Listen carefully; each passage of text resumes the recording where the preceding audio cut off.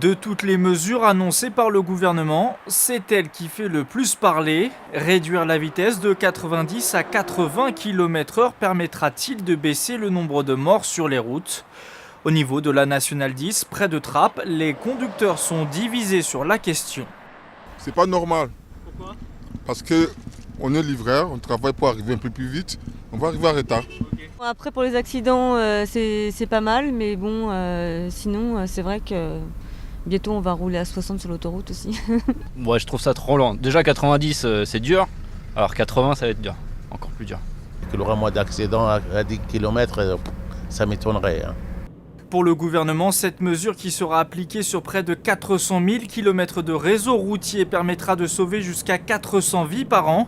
Des chiffres réfutés par certaines associations d'automobilistes. Pour elles, l'exécutif se trompe de cible et chercherait avant tout à faire un coup politique. Vous êtes contrôlé tous les jours pratiquement avec des gradeurs. Est-ce que vous avez été contrôlé récemment avec votre taux d'alcoolémie ? C'est extrêmement rare. Vous voyez, donc, il n'y a pas que ça. Il y a aussi la distraction au volant, il y a la somnolence. Les routes, vous savez que dans 47% des accidents, il y a un facteur routier qui est impliqué. En 2012, donc mauvaise qualité de la route, par exemple. 2012, nous étions champions du monde pour notre réseau routier. En 2016, on est à la 7e place. Donc ça s'est complètement dégradé.